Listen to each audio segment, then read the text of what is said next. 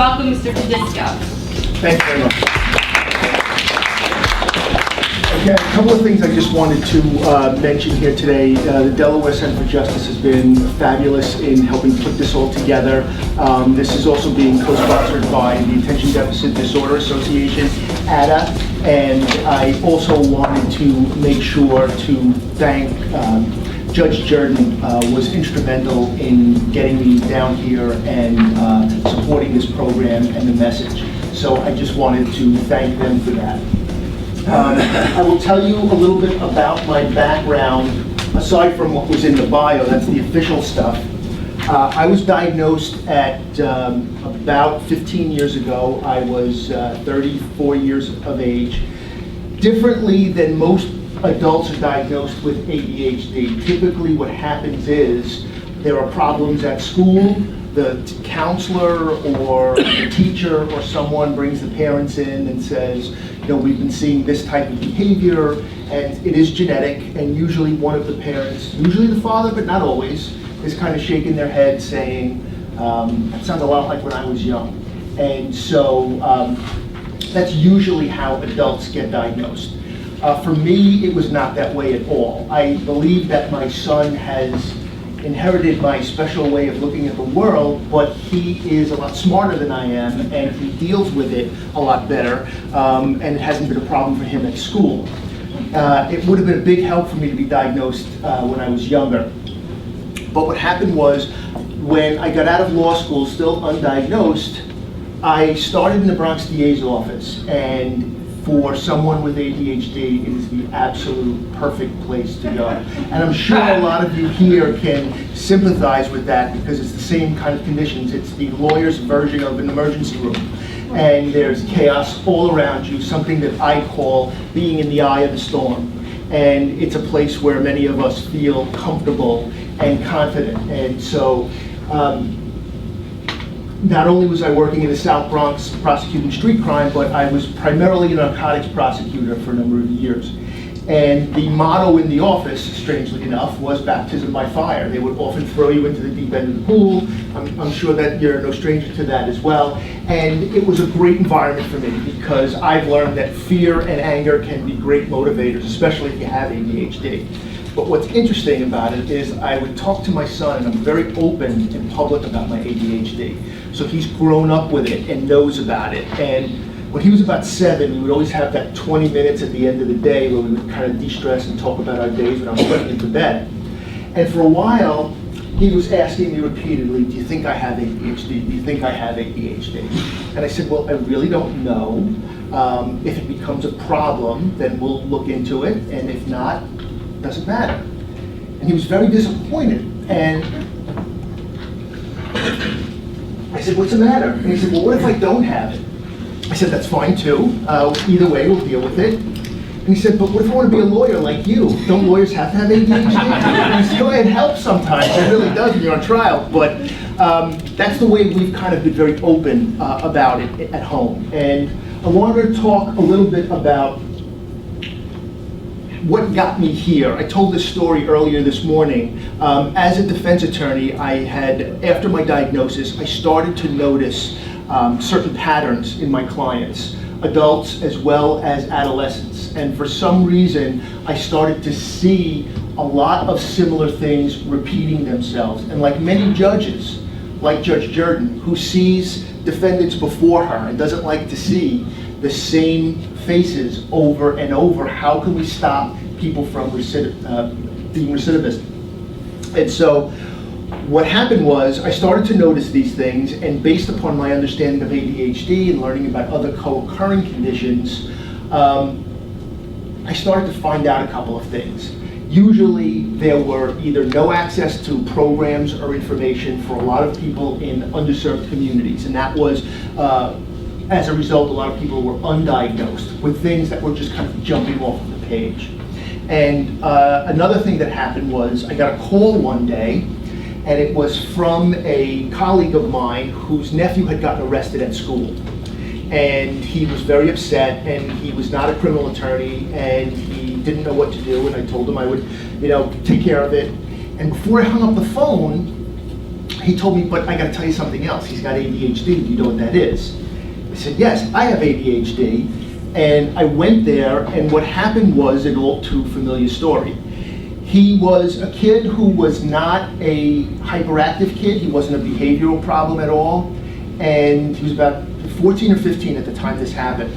And he was being regularly bullied by the gym teacher at school, who was this big, kind of rough guy.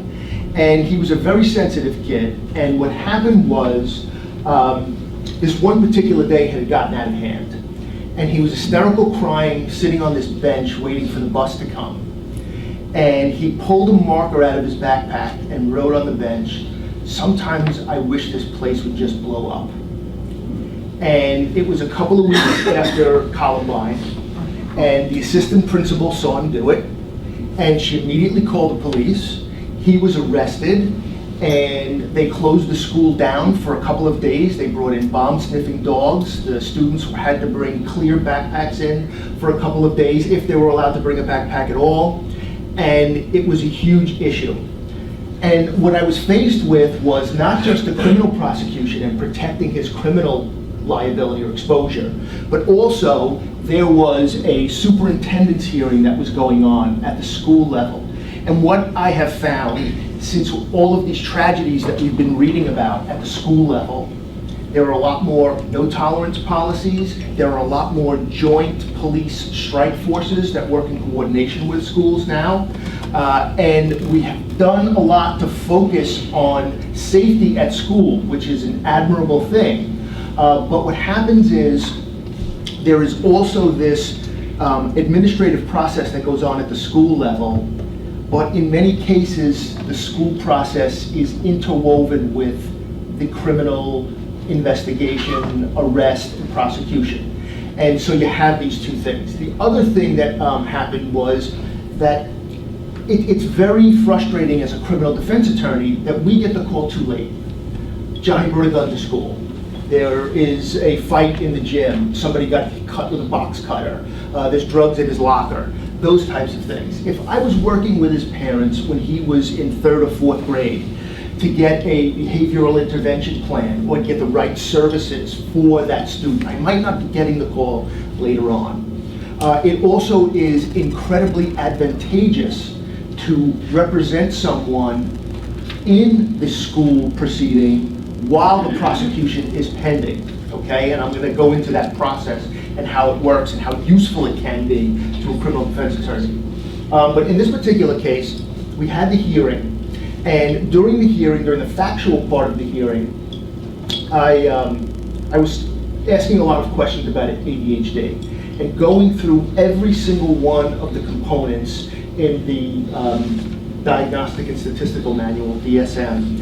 And what happened was they all knew he had ADHD. They didn't see the connection. I built the connection, and the next day I got a call from the school district's attorney who said to me, "How can we make this go away?" And so I told him that there was an alternative program that this student was going to in the afternoons. We have something in New York called the Board of Cooperative Education Services, BOCES, and they have alternative schools and supplemental programs for funding. His mother, for 2 years, had been trying to get him in the full-time BOCES program because he was doing very well in the after-school program. But she kept getting the runaround, and nobody was listening, and whatever. So I said to the attorney, he does well in the after-school program. If you could get him into the full program, I think that would make a difference. The guy said, done, okay? They put him in this program. He did very well in this program. This is now going back probably about 12, 13 years ago. And he's now a fireman, okay? And his mom and I still keep in touch. And it is upsetting to her that she had been jumping up and down trying to get this accomplished for 2 years. And nobody listened because she was just a mom. And it took something terrible to happen in order for someone to take notice and to do something about it.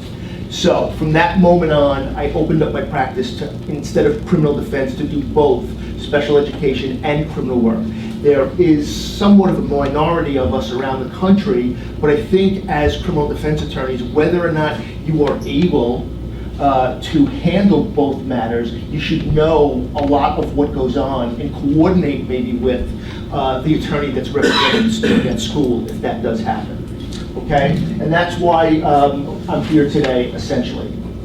Now, just to go into a little bit of background about mental illness in the system, the history of mental health treatment in the United States, traditionally in the first half of the 20th century, basically what happened was we were just putting people in institutions and leaving them there.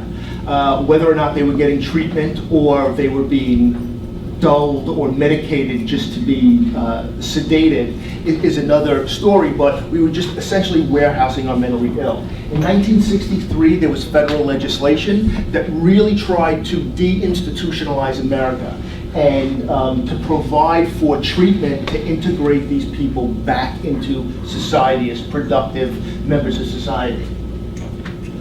Unfortunately, the community providers were unable to do that, and so as a result, we're now warehousing our mentally ill in jail, okay? And that is a frightening thing. It's a burden on the system for capacity. On any given day in the United States, each of the largest county jails, Rikers Island, which is the largest penal colony in the world, the Cook County Jail in Illinois, and the LA County Jail, each of those facilities individually house more mentally ill people than any psychiatric hospital in the country, okay? There's not a single county in the US in which the public psychiatric inpatient unit holds as many mentally ill patients as the jail holds, okay? Now, in addition to capacity, the length of stay is longer. These are 3 studies. Rikers Island study showed that inmates stay up to 5 times longer in the system once they get arrested, or they're detainees. In Denver, there was also similar finding. In a Broward County study in Florida, the research program showed that it was inmates staying 8 times longer. Why is that? Typically because many of them reoffend while they're inside and are violated for infractions or using narcotics or whatever is going on. Also, a lot of patients that are mentally ill that are in institutions don't have the ability or the wherewithal to find out about various programs and treatment that's available or things that could minimize their sentence. And so that's what happens. Okay, question. In addition to the burden on the system in terms of capacity, in terms of cost, to provide services for people with mental illness is the most expensive way to do it is in an institutional setting. Pennsylvania studies show that it costs about 75% more to house and treat a mentally ill inmate compared to inmates without mental illness. If you multiply that cost by 5 times or 8 times because they stay that much longer and factor in the cost of repeat offenders if they're not getting any kind of effective treatment, it really is staggering amounts of money. Now I'm going to talk about ADHD. Most of us think of ADHD as the hyperactive boy who sat in the corner and kind of disrupted the class or the class clown when you were going to school. But it's a lot more complicated than that. ADHD is a neurobiological disorder that affects a certain portion of the brain, the prefrontal cortex of the brain, okay?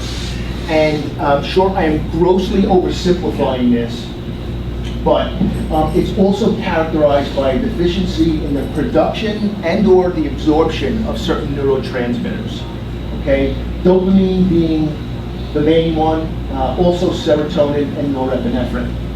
And what does that all mean? Well, when we were all in 5th grade, in science class, they taught us that if you put your hand on the hot stove, a signal travels up to your brain that says it's hot, take your hand away, okay? So we all just assume and visualize it's like plugging something into the wall. You plug the plug into the wall, the electricity goes up the light, and the light bulb goes off, okay? It's not like that in the human body. It's not one long continuous wire. It's a series of disconnected wires. And the gaps between those breaks, this is what it looks like, okay? And those gaps are bridged by neurotransmitters. They have to go through and they have to be received. There are receptors on the other side. And if we are not producing enough or not absorbing enough, there is a breakdown, okay? Now, what do people do? One of the most fascinating things about the human body is we often do things to work around the problems in our body. So what do people do? Well, interestingly enough, adrenaline increases dopamine. So a lot of these kids will kind of rev themselves up or cause a whirlwind around themselves because it's the only place they feel comfortable, the eye of the storm that I was talking about a little earlier, okay? And also, a lot of these kids will provide artificial means to self-medicate in order to cope for something that is not working inside their own bodies, okay? Methamphetamine, cocaine, crack, high stimulation activities, okay? Not just alcohol and drugs, gambling, sexual appetites, all high stim activities, base jumping, okay? Anything like that that creates adrenaline. Now, does anyone in the remote link have a question at all that they want to ask so far? Okay. All right. Symptoms of ADHD. Disorganization, the inability to regulate attention or their own behavior. A lot of times people say, well, they just say people with ADHD can't pay attention. That's not really true. It really is a question of extremes, okay?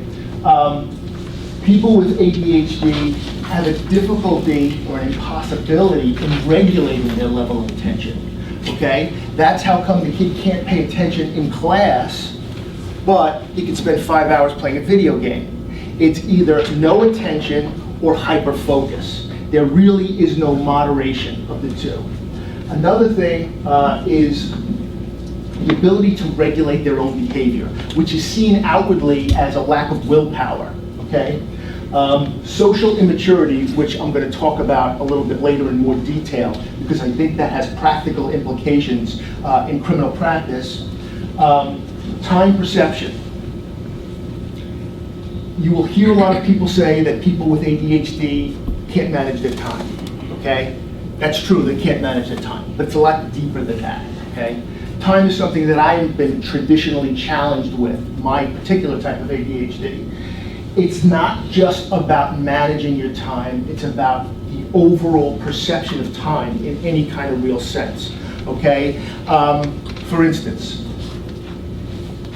people with ADHD often have what we refer to as cognitive hyperactivity. There's a lot going on up here, okay? And one of the things I talked about earlier was a model to help you understand what that looks like. If you were in, New York City, for instance, is a center of culture and finance and business throughout the entire world. And people come from all over to go to this place. But instead of having 2 or 3 international airports, let's say there was just one poorly run landing strip, okay? Now, what happens? There's no place for these planes to land. The desktop in here is very small. So those planes coming in from all over the place have to kind of fly around in these holding patterns because there's no place to land. But what if one of those planes had a bomb on it, okay? It would get instant clearance to land because it's an emergency, okay? And that is why people with ADHD often create or build these crisis situations, because it's a means of forced prioritization. It's a way to make something happen or to cope with something inside that's broken and it's not working correctly, okay? Prioritization is another one. Typically, you will see a lot of adolescents and adults with a very low frustration tolerance. They shut down.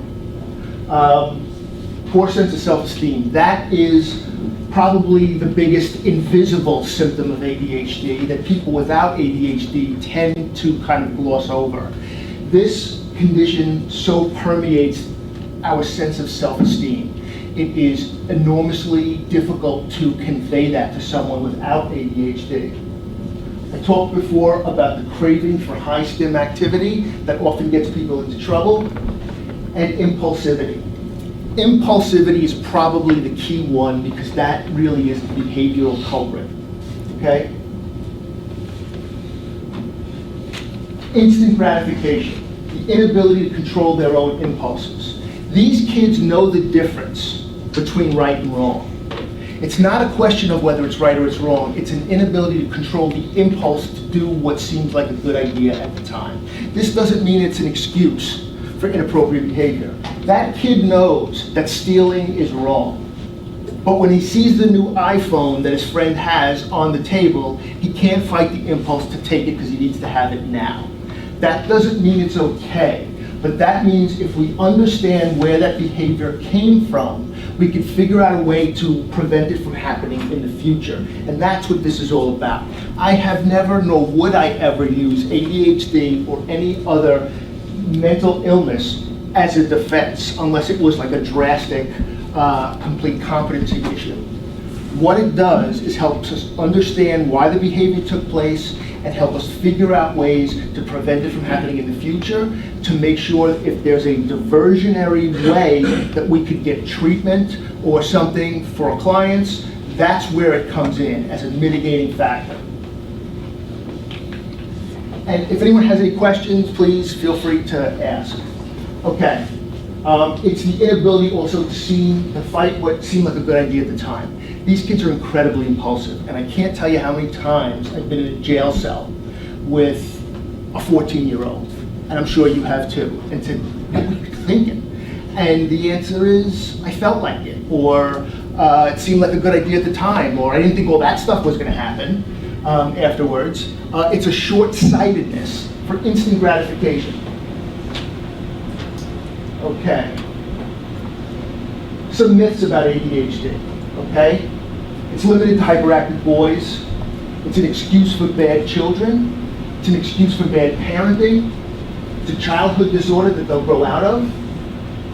It's used as an excuse for antisocial or criminal behavior. And the other one that's kind of like the catch-all, I get this a lot when I'm being interviewed. Don't we all have a little bit of ADHD? You know, we live by the 140 characters on Twitter and the 30-second soundbite. Don't we have like a short attention span society now? So we all kind of have this a little bit. Well, the realities are quite different.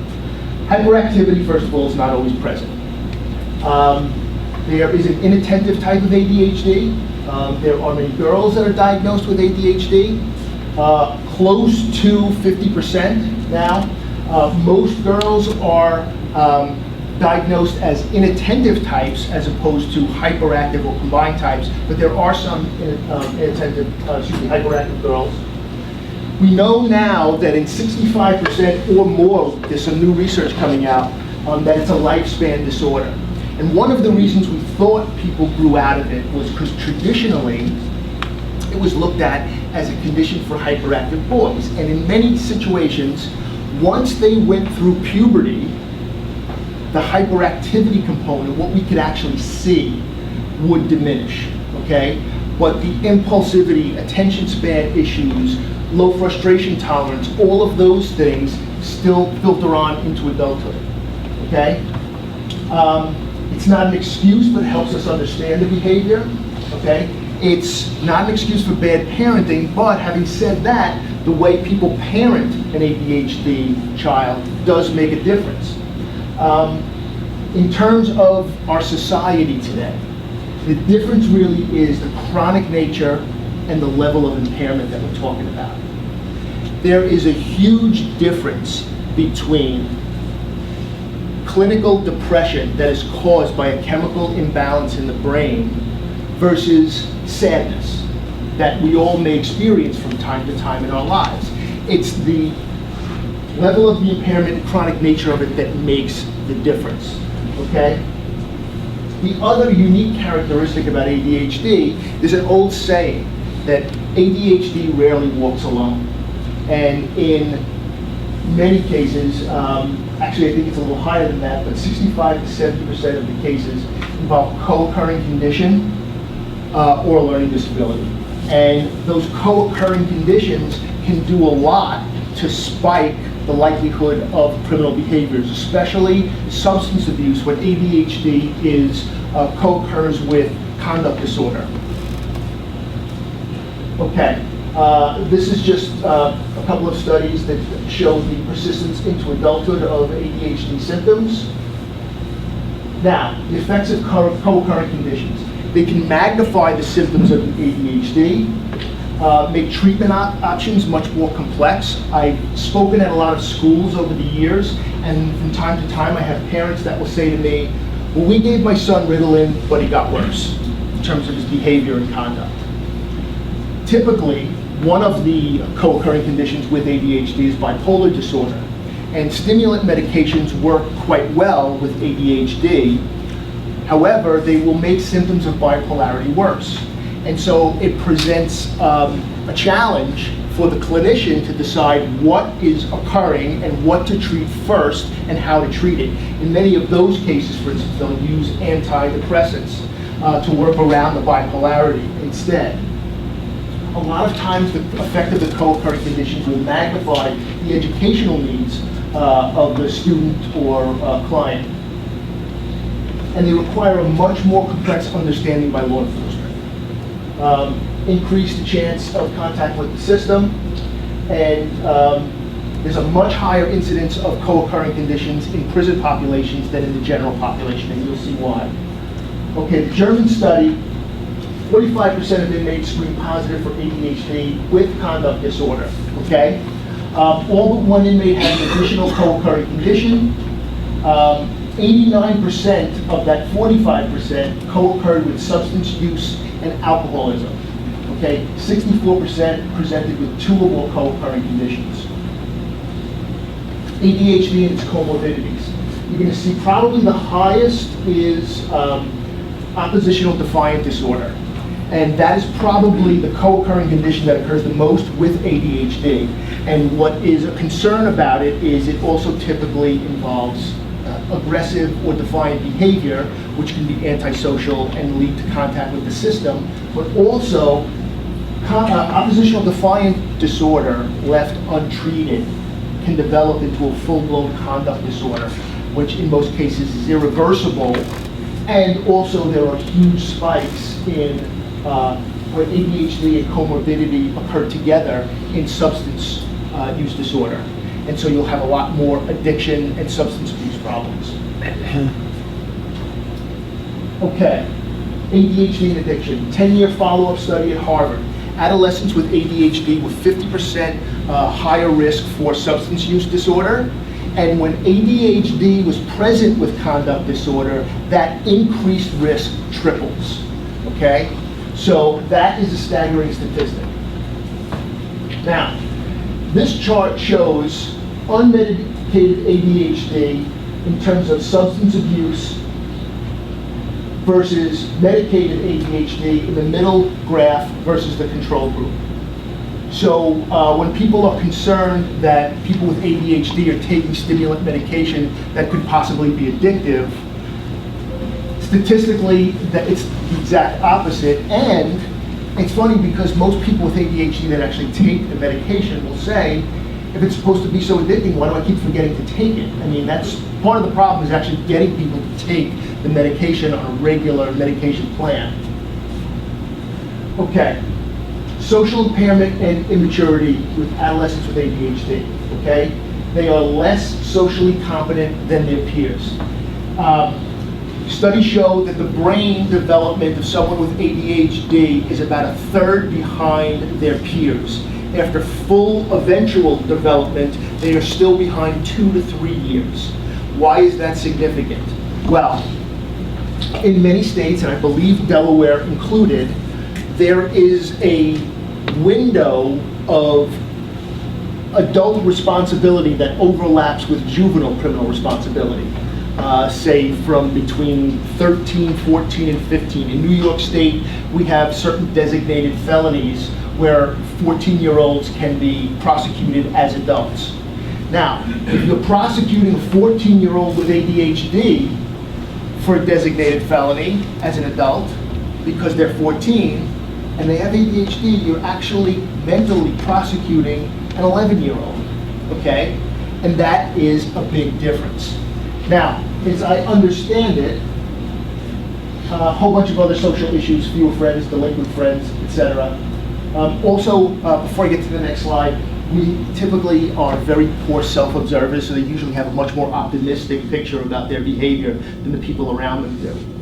But the significance, the question of amenability. If there is litigation over whether or not an adolescent should be prosecuted as an adult versus a juvenile, it may be significant that their social maturity is a lot less than their chronologic age as one of the factors for keeping them in a juvenile situation as opposed to the adult system. And there's a growing effort in this country because of all of the horrors that we see in schools today. I see a lot of no tolerance policies, and I also see a growing movement to prosecute children as adults at younger and younger ages all across the country. Okay, so this is something that may help if that becomes an issue in your case. Also, this has nothing to do with ADHD, but there have been some studies in Florida that show that prosecuting juveniles as juveniles versus prosecuting them as adults, there is a significantly lower rate of recidivism in those populations. There was, in 1996, there was a study that showed juveniles prosecuted as adults reoffended 30% more than those prosecuted as juveniles. The second one dealt with probation violations and reoffenses. And the study in 2002, 49% of juveniles transferred to adult system recidivated compared to 37 prosecuted in the juvenile system. So it's something that, facts that may come in handy if that's an issue in the case. Okay, overrepresentation of ADHD in the juvenile and criminal justice systems. The actual number is between 5 and 8% of the general population. The CDC is now reporting 10%. That number comes from the general population that we have from statistical data in addition to some survey information that they have. So, but I use that number between 8 and 10% of the general population. According to National Council on Disabilities, it's 4 to 5 times more prevalent in a jail than a classroom. 35 to 40% co-occurring with combined either ODD or conduct disorder. This is a figure by the Office of Special Education Programs in Washington. They did a study showing that 28% of juveniles have active IEPs.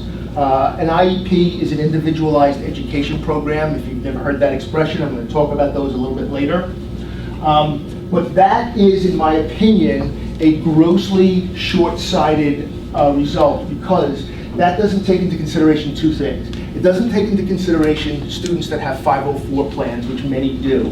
As a matter of fact, traditionally, before ADHD was listed in IDEA, the Individuals with Disabilities Education Act, all the ADHD kids got 504 plans. So you're going to have a lot more of them anyway there, which is not included in that 28%. And it doesn't factor in undiagnosed students. What's a 504 plan? 504 plan is a accommodation plan that is pursuant to Section 504 of the Rehabilitation Act.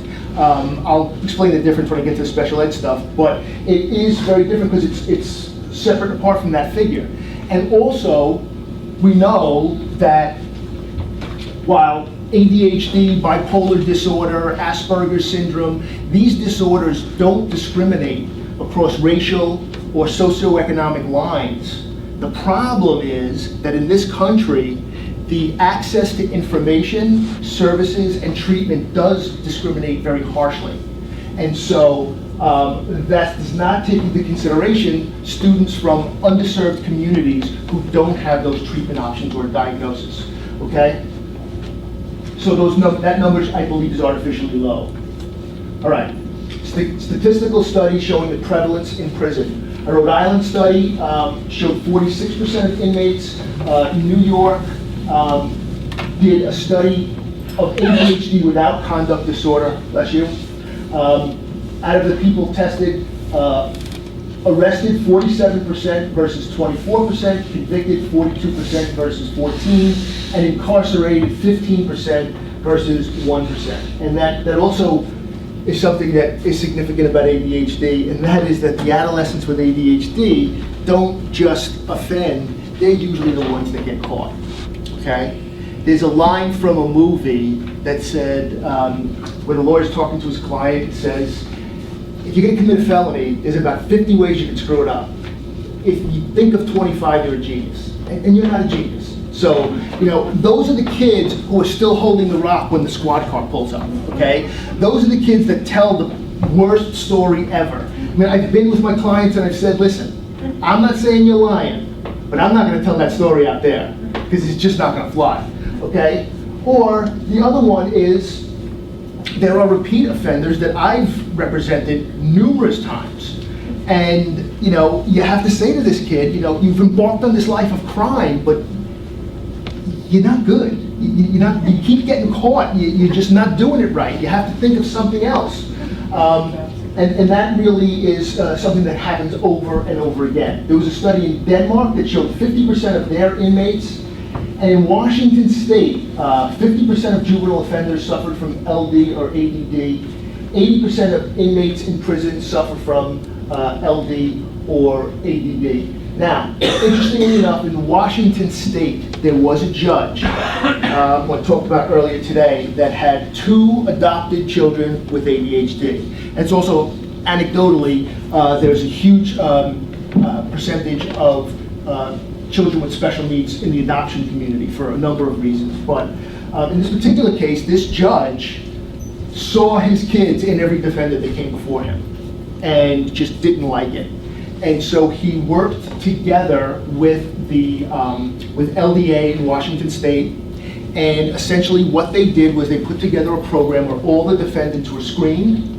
All of the defendants ultimately that were put on probation, as a condition of their probation, had to take a 14-session, 28-hour course on life skills and understanding their disability and how it impacted them and the people around them. Interestingly enough, the program, I found out, ran for 20 years.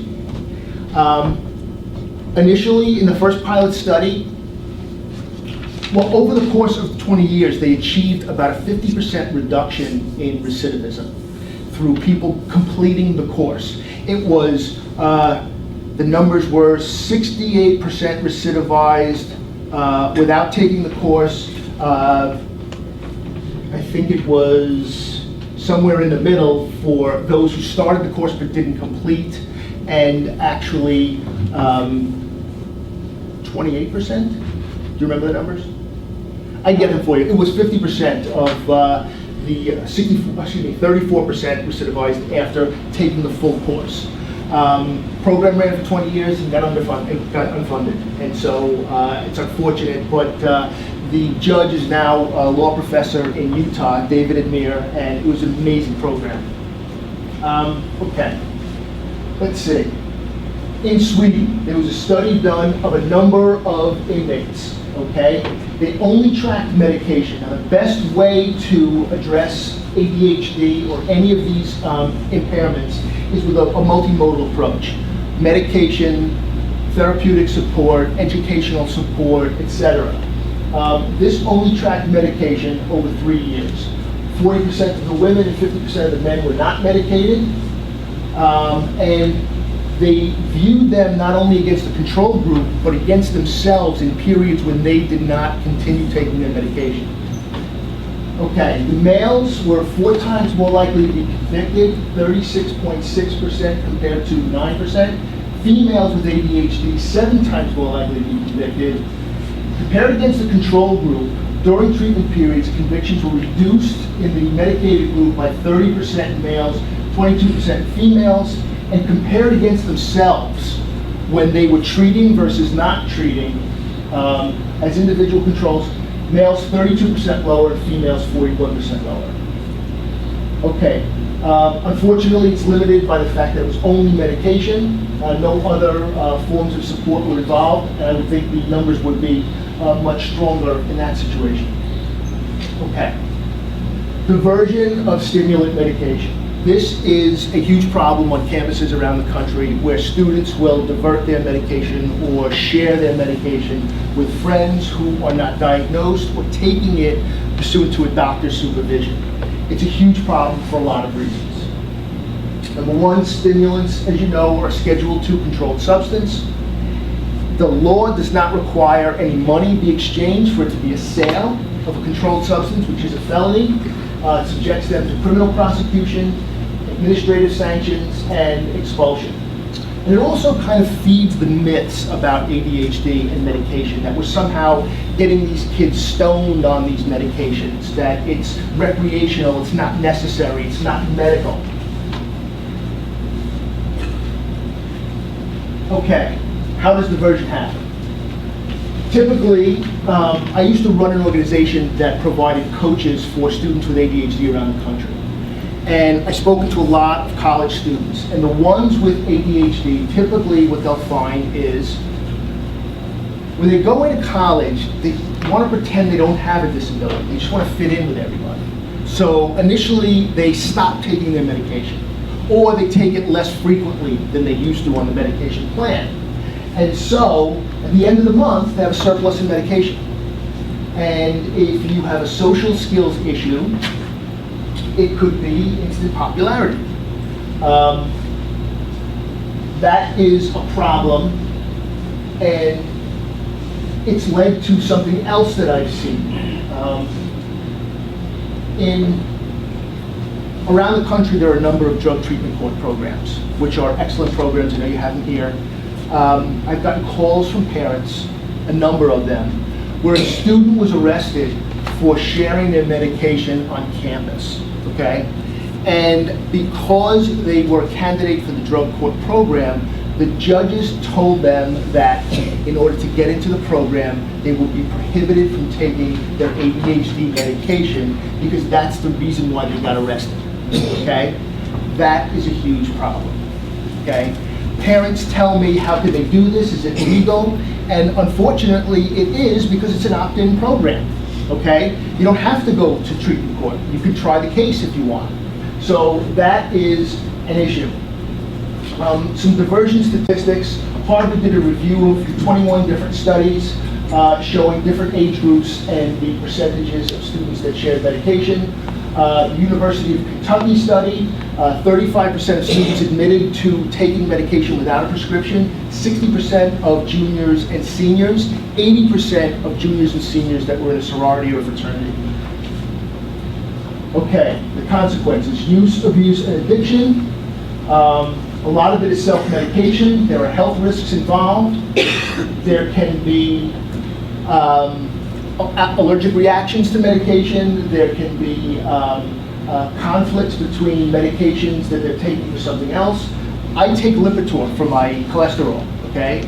Potentially, it can affect my liver. So every 6 months, I have to go to my doctor and get a blood test to make sure. Every medication has a side effect. No medication should be taken without a doctor's consent and supervision. And as I said before, stronger consequences in court prohibiting ADHD meds. Does anyone in the remote group have a question? Okay. Okay, the differences between the juvenile system and the adult system. Obviously, the age of the offender. Future consequences of convictions. In New York, there's a predicate felony statute. If you have a prior felony, I'm sure you have something that's equivalent here. Your sentences are higher. Juveniles also, and this is something very important, even the juveniles who should be in jail, they've done something horrendous, okay? And it's appropriate that they're incarcerated. They still have a right to a free, appropriate public education, okay? Those services don't get taken away as punishment for the crime. Okay. Also, a lot of juveniles graduate from the juvenile system into the adult system at some point in time. In many cases, you're actually fortunate in Delaware that you have a mental health court for juveniles as well as adults. In a lot of jurisdictions, that's not the case. And it is very difficult. It's kind of like bailing water out of the boat without fixing the hole in the bottom, because the kids come up through the younger system. And without education, support recidivism will be high. Okay. How do they come into contact with the system? Drug and alcohol use, fighting aggressive behavior, impulsive behavior, constant quest for high STEM activity that can lead to addictive, antisocial, or criminal behavior. And another big issue is driving. There are a number of studies that have been done on the impulsivity or inattention of people with ADHD behind the wheel. There was a study done in Texas that showed that 37% of their online arrests started out as auto stops. Okay? I'm going to talk a little bit about an auto stop. Essentially what you have in this picture, if the driver has ADHD, is a recipe for disaster. Okay? You have an officer who's probably ADHD himself.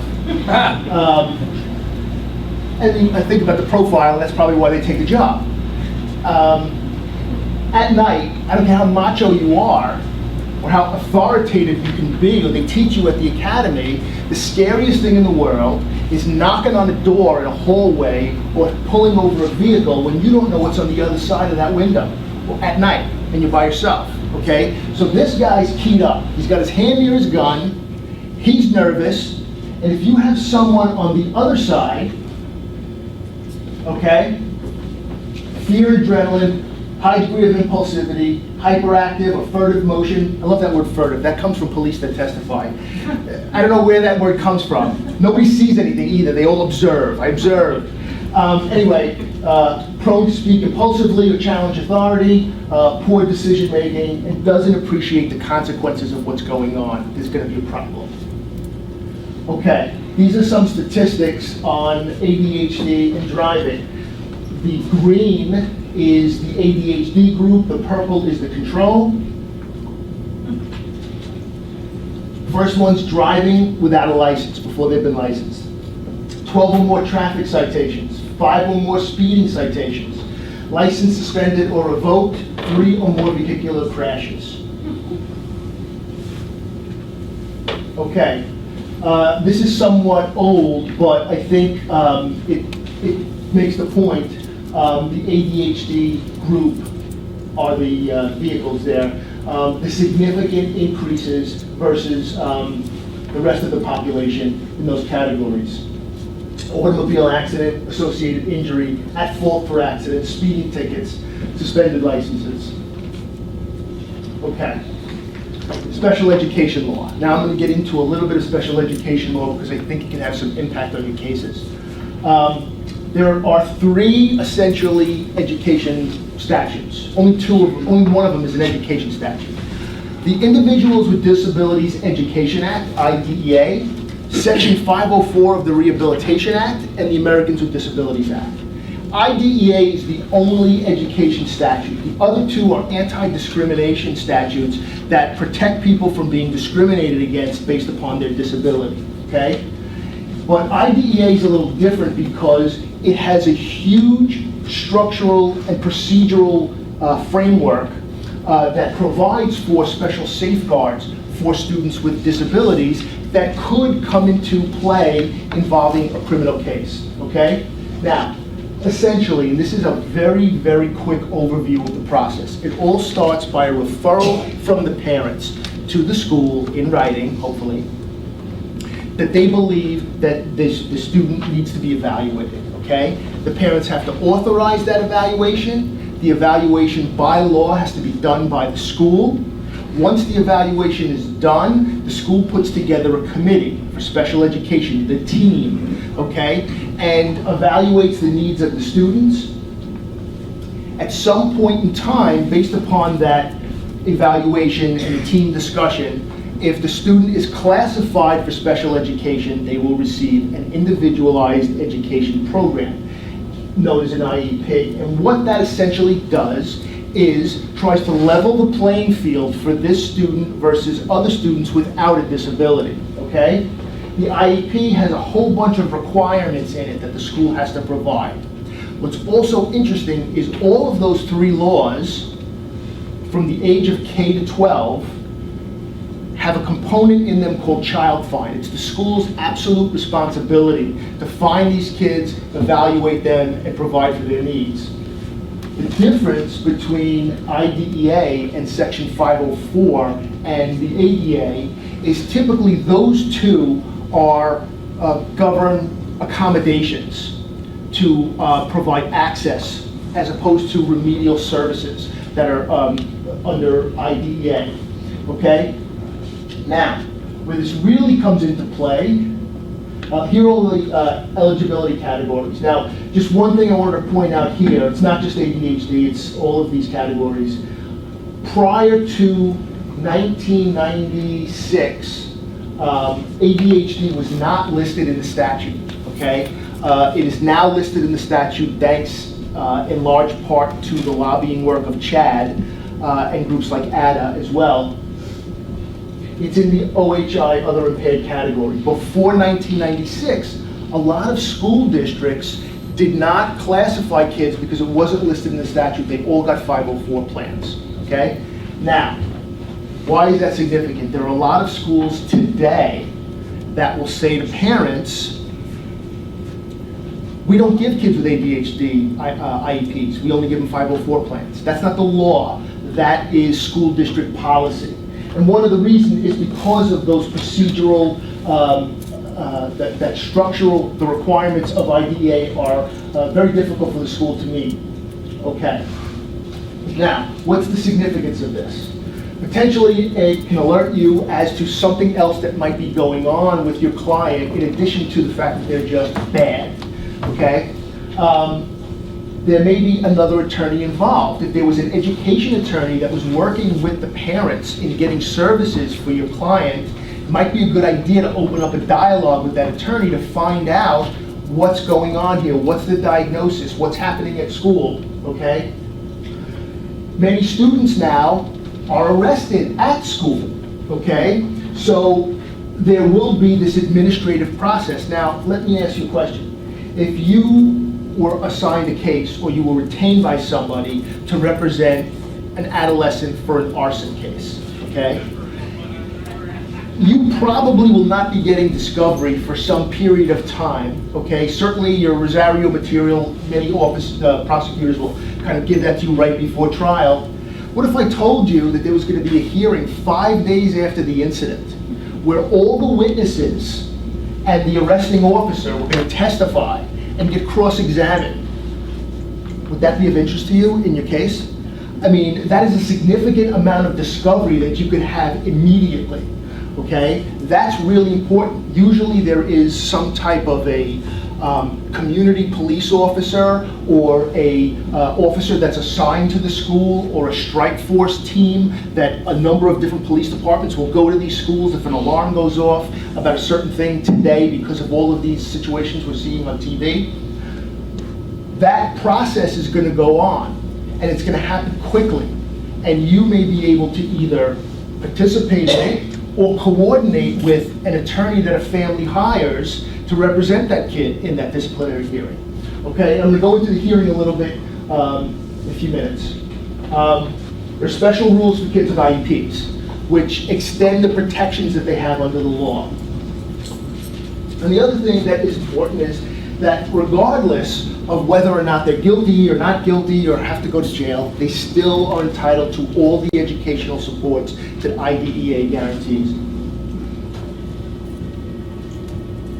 Another thing that you have to know is that even if they go to a secure facility, their school district where they live is still the team that runs their IEP. It has to meet with the school at the jail facility or whatever it is. In New York City, Rikers Island is its own school district.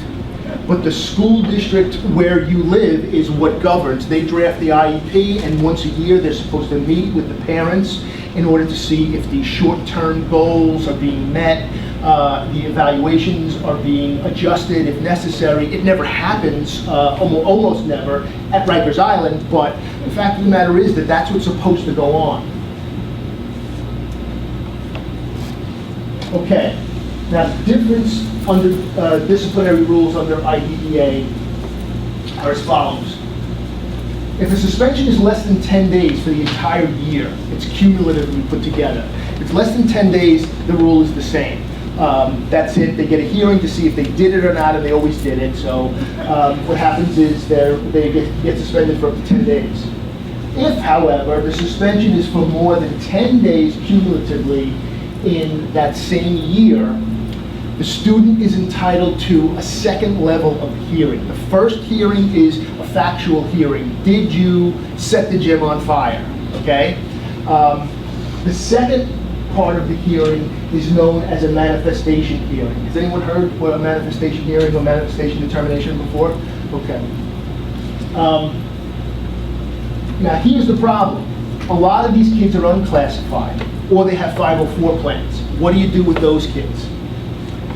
The law provides that if you alert the school, you will get an expedited evaluation and special education meeting within, I believe it's 20 days. And the issue is, all you have to do is request that in writing and authorize the evaluation. But the problem is, now you have a school district that's had an issue at their school. You've got a superintendent who is answering to the community. A lot of these things are televised, are press cases, okay? You've got pressure from parents, okay? As a general proposition, many parents have a very difficult time getting their kids classified because the services cost money, okay?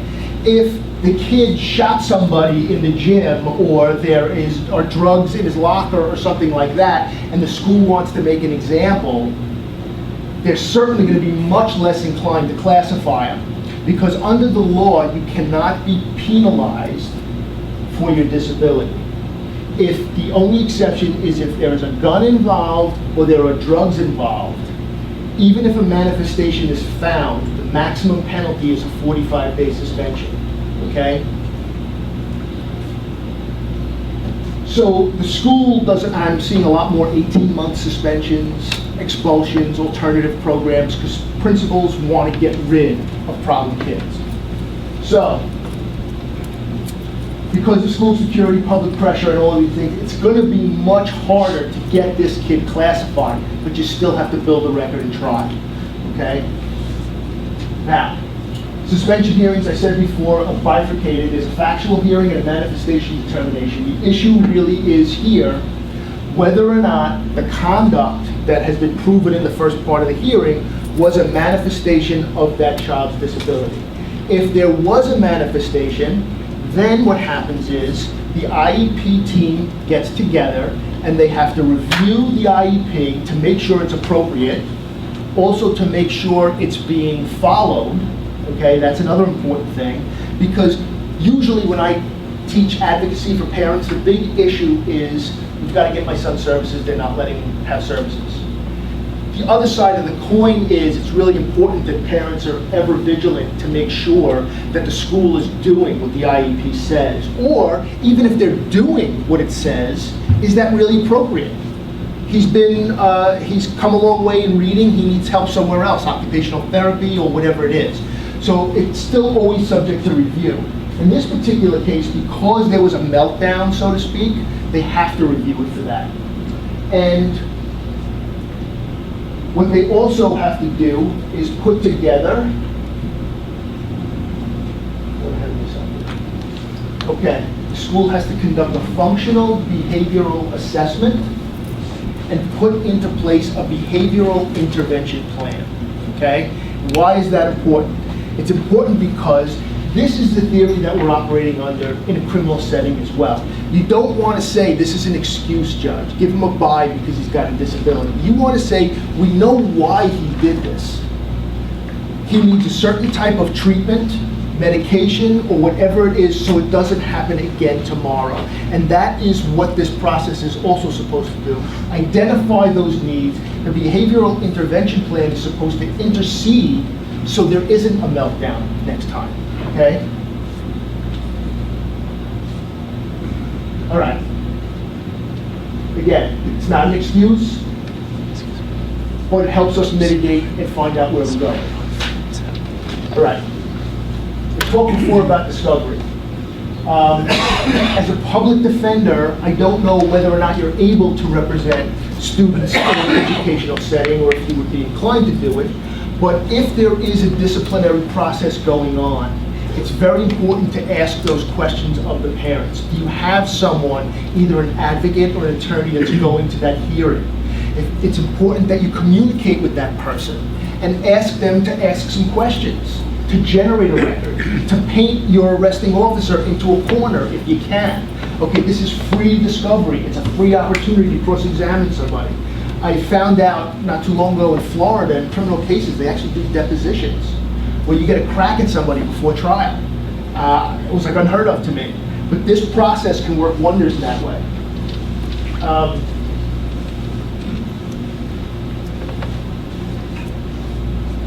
Also, make sure you get yourself a transcript of that hearing. They have to be stenographically recorded or recorded with a tape recording system, okay? That's very important. It can help you out in the case. It also can help you in the issue of mitigation, all right?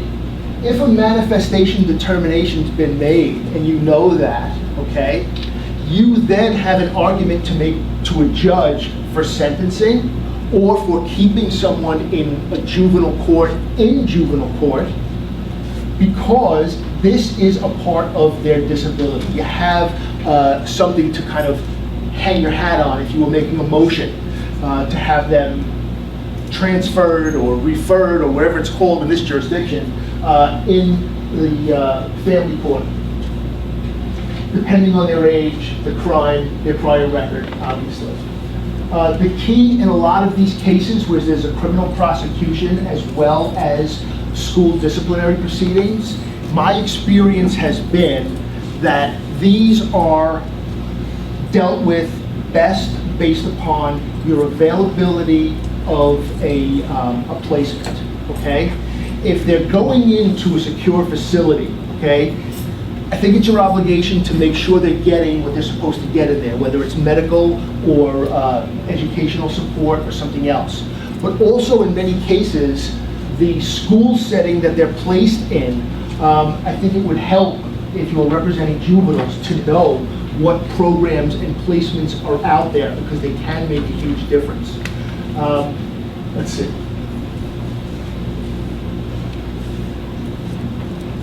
Even though they may have to be incarcerated, they still have a right to appropriate public education while the case is pending, after sentencing, and until high school graduation or, until they are 21 or high school graduation, whichever comes first.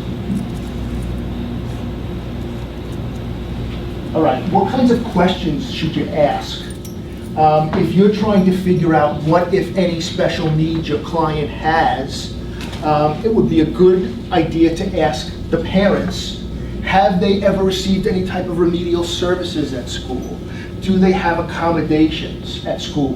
What types of disciplinary notices are you getting at home? Is there an advocate or an attorney that's worked with the family before? Ask this of your clients.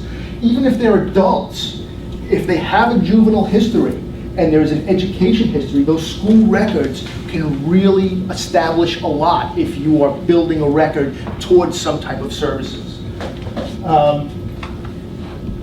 Let's see.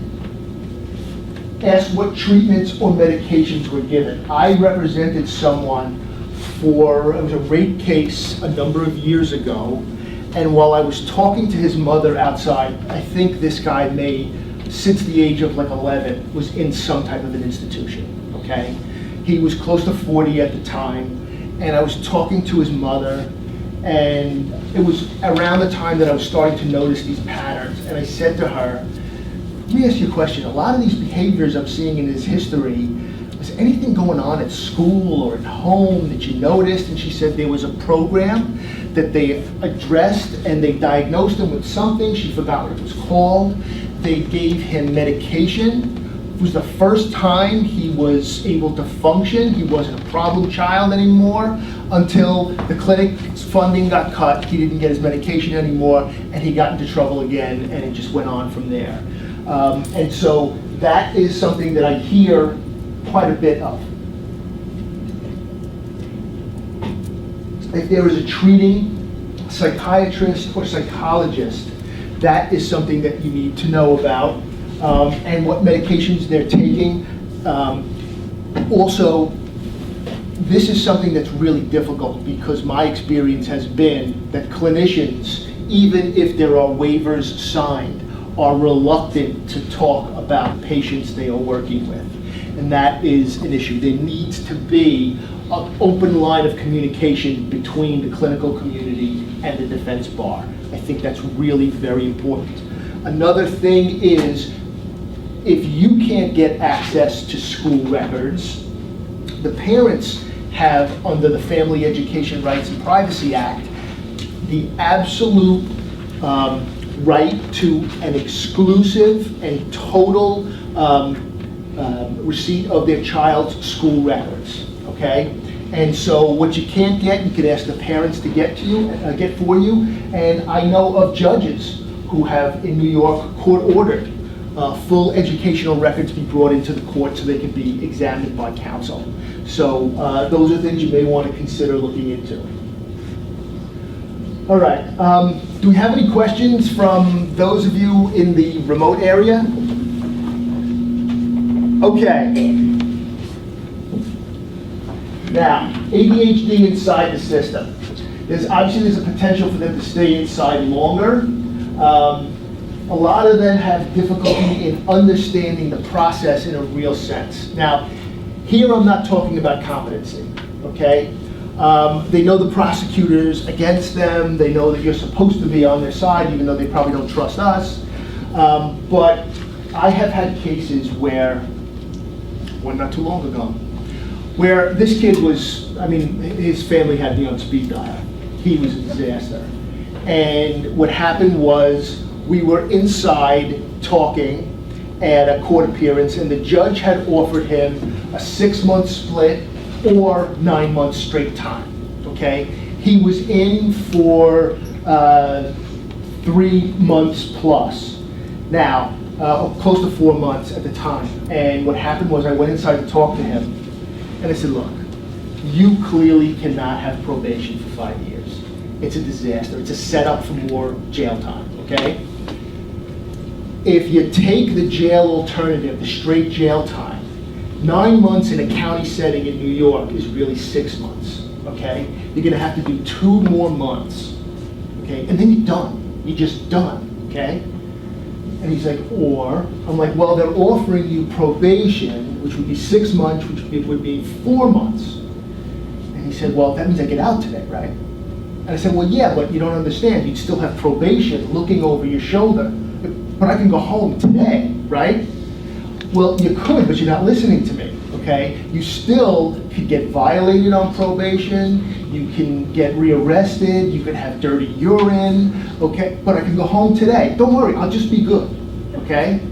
And you go out there, and the parents will say to you what's going on, and you tell them, they're like, he can't take probation. I know that, you know that, but it's his case. He's legally an adult, and my responsibility is to him. That is a huge problem. Not understanding, in a real sense, the consequences. Not paying lip service to the consequences of your actions, but in a very real way, a defendant understanding, because the current system that we have of probation or post-release supervision is a penal model, okay? They're not providing services and support for people they're supervising. They're making sure they're not getting into trouble so they can put them back. That's the system that we have. It's a watchdog, essentially. So, a lot of them tend to get rearrested while the case is going on, and high incidence of probation violations, rearrests, and recidivism. I'm sure you've all had the situation where you're trying to work out a deal, and you say to your client, just stay out of trouble. Until I can resolve this thing, please don't get arrested again.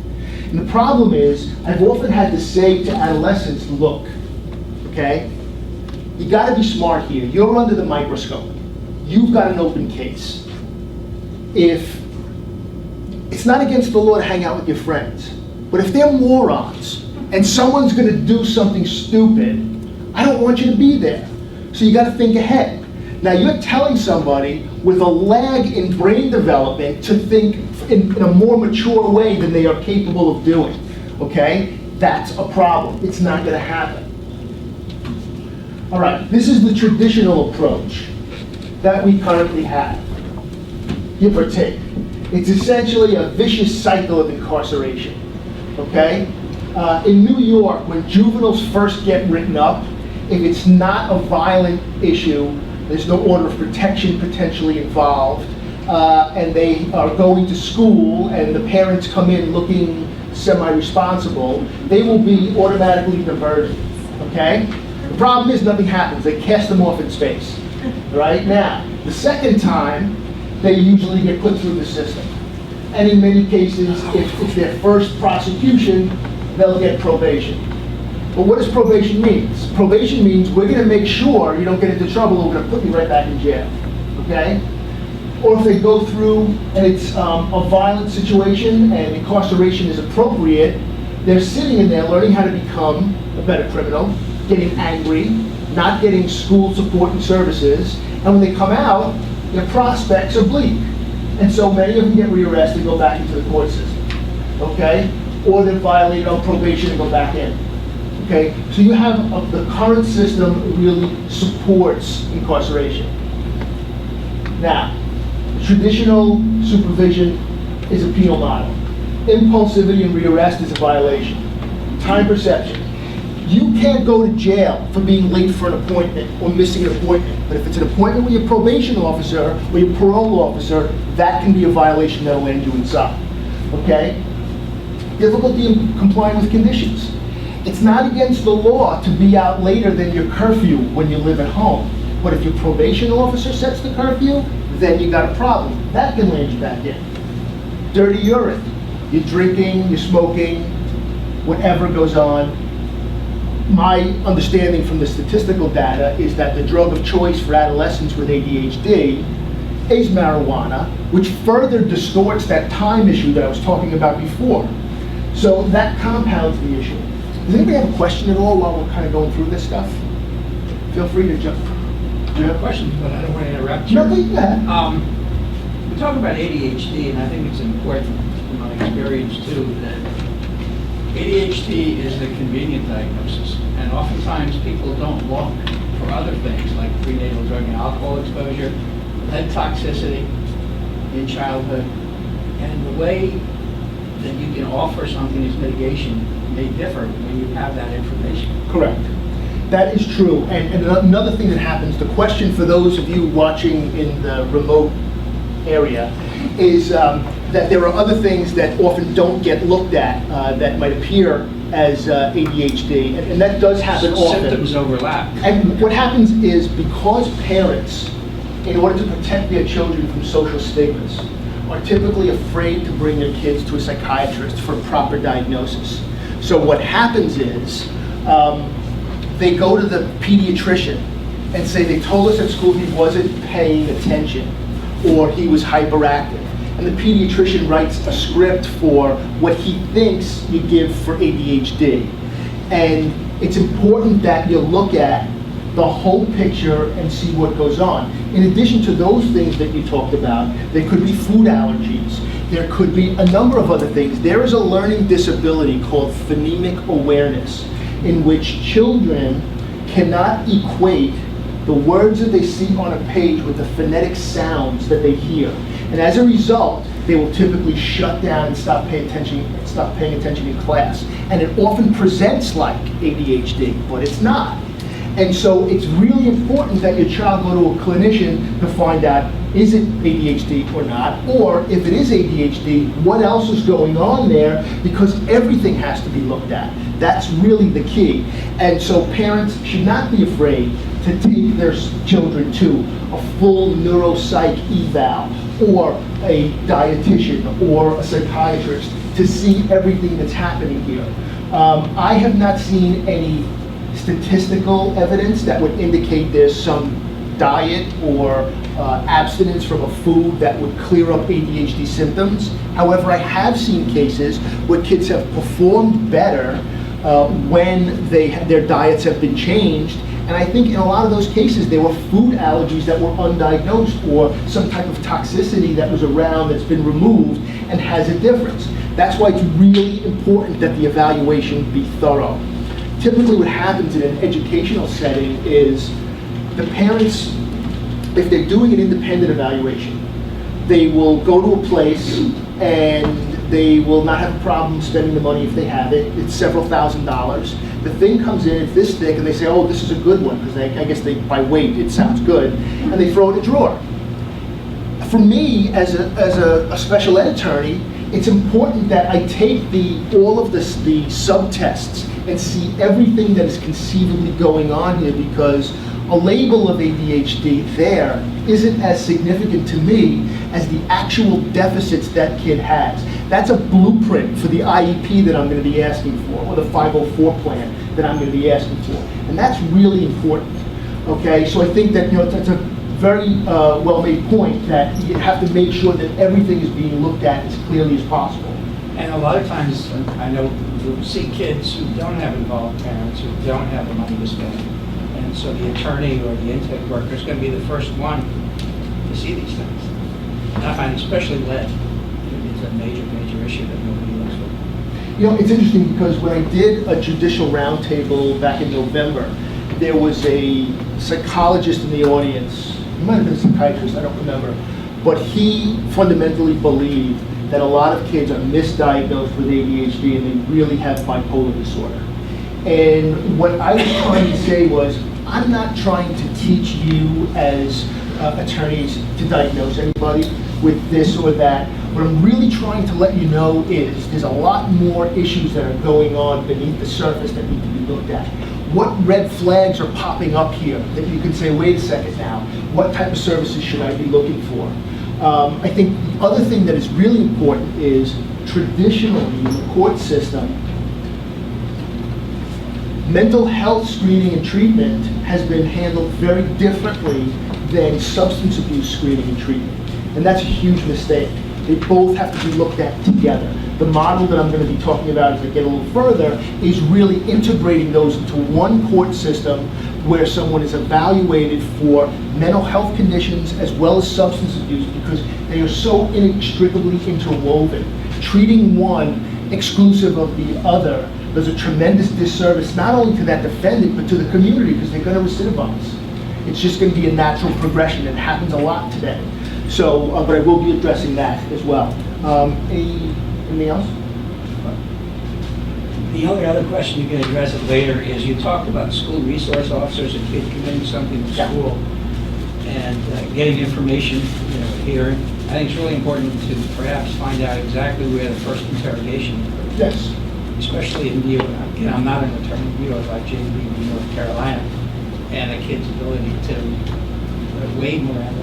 It happens a lot where the question really is about the point of interrogations and when does school action blur into police action in terms of the principal asking the questions with the officer sitting in the corner, and it's really an interrogation that's being conducted by school personnel, or is it a community policing officer that also moonlights as the gym teacher and has a whistle around his neck, and he's asking the questions because he's like the bouncer at the school, which happens a lot. And those lines get blurred. Where does police action begin? And at school, rule number one to parents, and I preach this a lot, is you would not believe how many parents want to stay at the school and argue with the administrators about what's going on. Get your kid out of the line of fire. That's rule number one. Get them out of there. If they're going to suspend them anyway, they're not going to stop you from leaving the school unless there's police action and they will arrest him. At least it's out in the open that there's police conduct, and there's not some type of subterfuge around that you have to look into. So that is, I definitely would say that's an important issue too, especially when it comes to, well, searching lockers is different because it's school property, but when it comes to backpacks or certainly interrogations, because that happens a lot. Schools will lure parents in many occasions into thinking there will be some leniency if the kid kind of makes a written apology, which is essentially a confession to what's going on. So it's really important that you know what happens. My rule, I'm sure you all would agree, is I can't stop what happened before. But now when I'm involved, I have to make sure that the line of communication stops, at least from my client. So yeah, that's a point well made. Okay, reducing recidivism, diversion and reentry. Systemic education to all stakeholders in the system.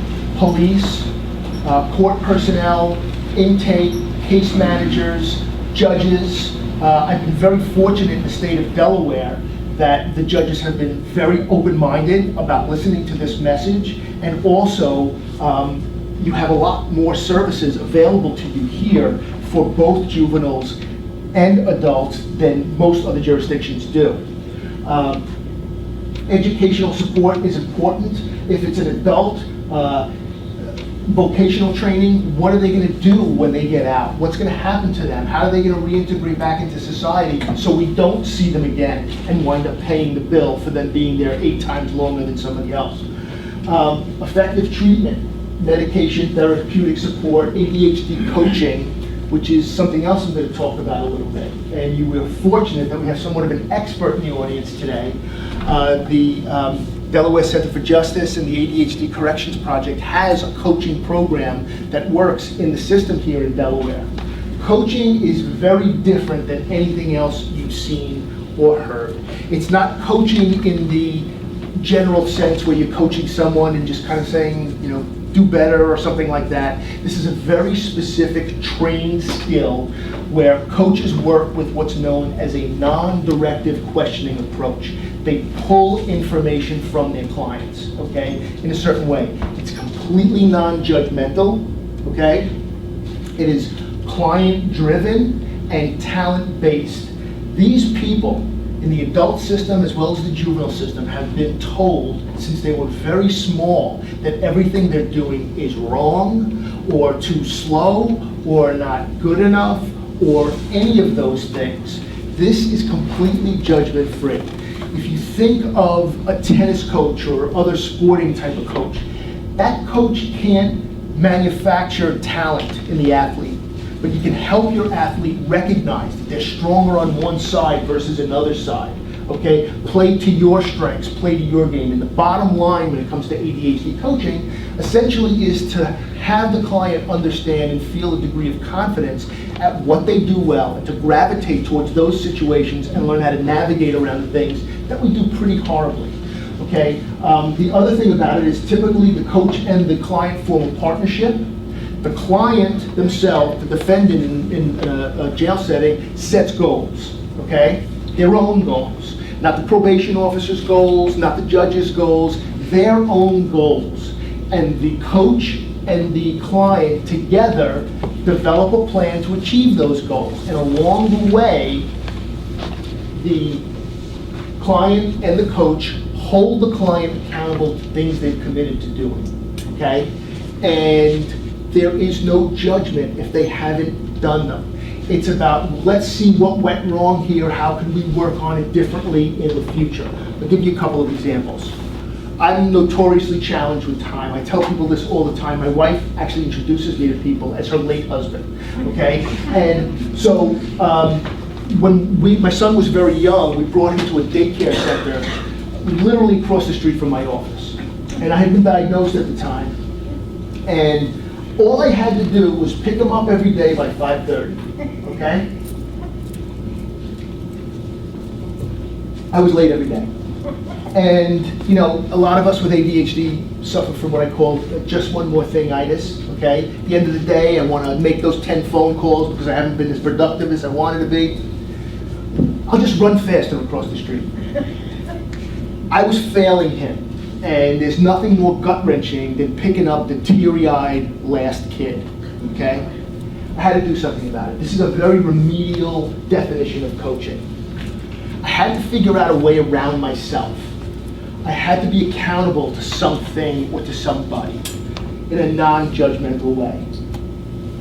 So I thought about it. I had to find something that happened around that time of day, every day, whether I was involved with it or not. And I remembered that my paralegal at the time was a very strong-willed young lady, and every day at 5 o'clock, she was out the door. She was on her time, okay? And that's that. 4:59 belonged to me. 5 o'clock was hers. So I went in one day, and I brought her into my office, and I said, okay, we have a new rule in the office.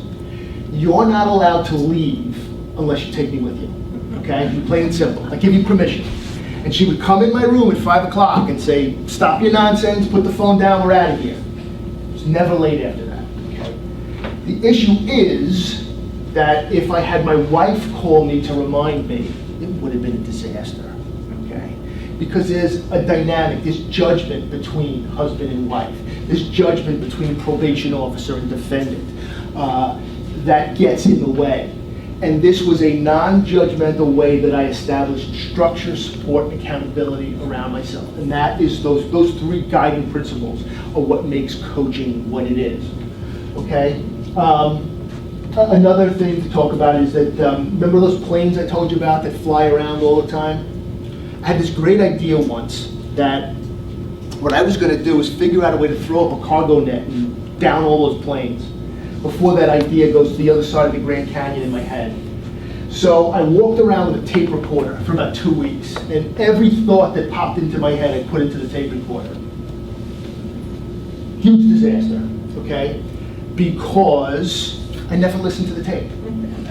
I learned something about myself though from that.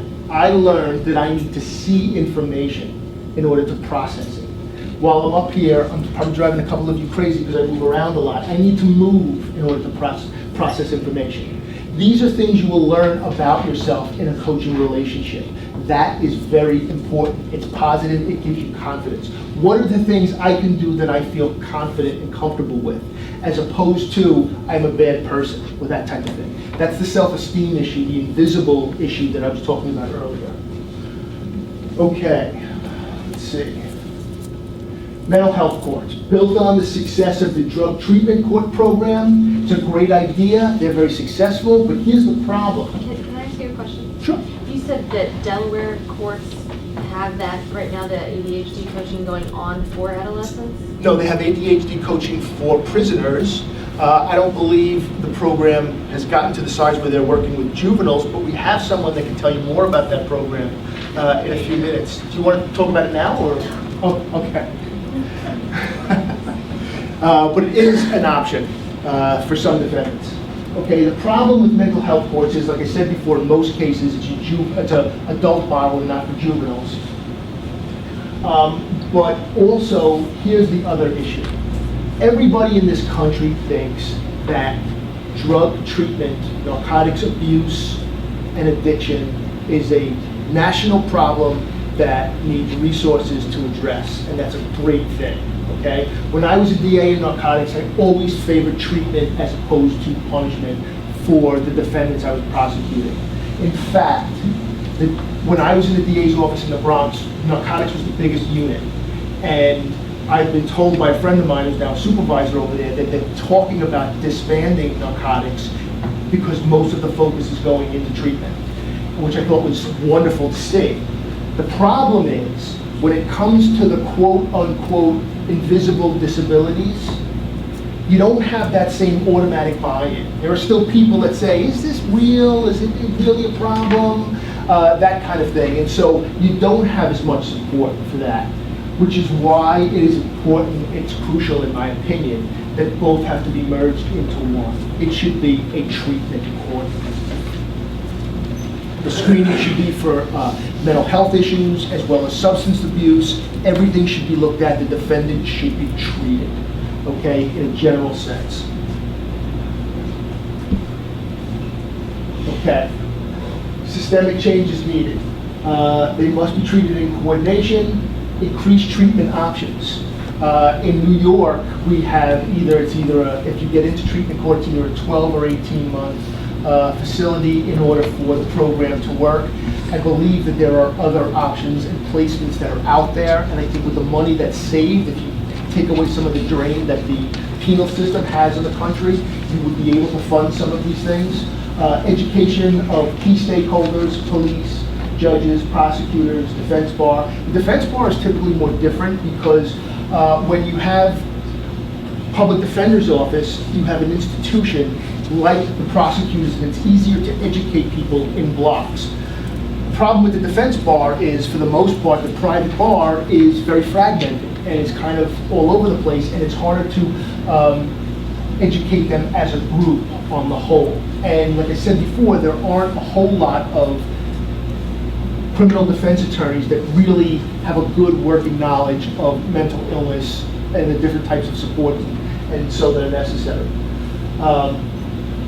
Current drug court model, it's usually separate from mental health. Treatment for both is less effective if they're not both being handled, okay?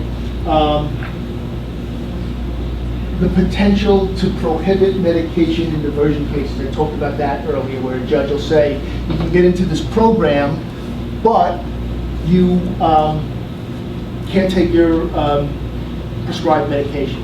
That's a problem. Now, the first time I did this round table, one of the judges raised their hand and said, I saw the graphs that you have about when you treat this ADHD with the medication and how much better the defendants are.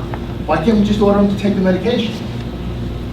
And at first I was like, well, I don't know if you can really do that, okay? But then I thought about it. And if you can prohibit someone from taking prescribed medication because they're opting into a program that has a benefit at the end of it for them, I would think that the converse would be true as well. That if you want to opt in to a treatment court program, essentially they would have to comply with each and every aspect of the treatment, which may include medication as opposed, in addition to other therapeutic supports, educational support, coaching support, therapy when necessary. Only if there's a full evaluation of all of the issues that are going on. I think that's really to get a clearer picture of what's going on. So people will say, does the mental illness have an affectation towards substance abuse, or are they self-medicating because of it? They are so intertwined that they have to be looked at together. And when you deal with one and not the other, you'll have a higher chance of relapse and recidivism. Okay. The combined treatment court model that I'm talking about, that I'm advocating for, would be one court, a treatment court, substance abuse screening and treatment, combined with mental health screening and treatment. For juveniles, it should include a review of their IEPs and 504 plans, if they exist, address all issues to maximize, and this is important, okay? We're not just trying to give a benefit to the defendant. This is a benefit to the community, because we're all paying the bill for this, okay? And in terms of quality of life, when people come out of the system and commit more crimes and go back in, not only are we paying for it, but we're also victimized by it. So this would maximize the outcomes for the community as well as the defendant, okay? And should also include post-sentence planning. Now, when you talk to people from the Department of Corrections, they will often say, well, there's always a reentry plan, okay? But that's a plan. It's a piece of paper, okay? Is there support that this person is going to have access to? Is there vocational training that they're going to be able to get? Can they continue their education when they get out? If they have issues regarding access to medication, treatment, counseling, any of these things, where can they go? Are there resources for them so they don't recidivize and victimize somebody else and come back into this system? A working plan for reentry. That's really what's important, okay? Let's see. Now, This is going to involve a four-step modified approach. Education of all key stakeholders, combination of substance abuse and treatment, increase support at key points of contact in the system. That is really important. And I'm going to show you another diagram here. And increase support at reentry. Here's your stakeholders. This was the traditional model that I showed you earlier, okay? It is that vicious cycle of incarceration. But if you changed it a little bit, okay, a lot actually, this is what a modified approach would look like, okay? If there's police conduct and there's no formal prosecution, there's some type of diversion, don't just cast them off in space. Are they getting screened? Are they getting treated? Do they have access to medication, counseling, coaching, educational support? Especially for juveniles, that's crucial. If they go through the court system and they get sentenced to probation, they should get screening and treatment, access to meds, counseling, coaching, educational support, okay? That would reduce the chances that they would have to go inside. There are defendants that it's appropriate that they're incarcerated, okay? While they're in, though, what happens to them when they're there? It's difficult to get stimulant medications, if not impossible, inside. The barriers to treatment are that it's in an institutional setting, you don't have the training for staff, you don't have the interest or knowledge about their prior needs. If they were getting screened, assessed, educational support, and all of this, including vocational training, with an active plan with support when they come out, post-release support, they would be less inclined to recidivize and re-enter employment or education as productive members of the community. This is I chose green as opposed to red, I think, just to make that point, okay? It's a supportive system, it's not a penal system. This is necessary when it's necessary, but we should be perpetuating it, essentially. All right. Now, some conclusions.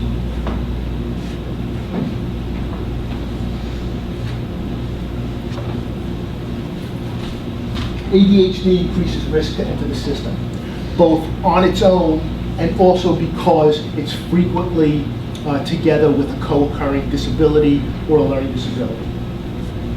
High incidence of co-occurring conditions. Those co-occurring conditions magnify the symptoms of ADHD and the other issues themselves. Now, they stay in the system longer. ADHD and co-occurring conditions increase the risk of recidivism. Traditional approach supports recidivism. The modified approach involving education, effective treatment, and support greatly reduces recidivism and maximizes positive outcomes for the defendant and the community when we look at everything that is there.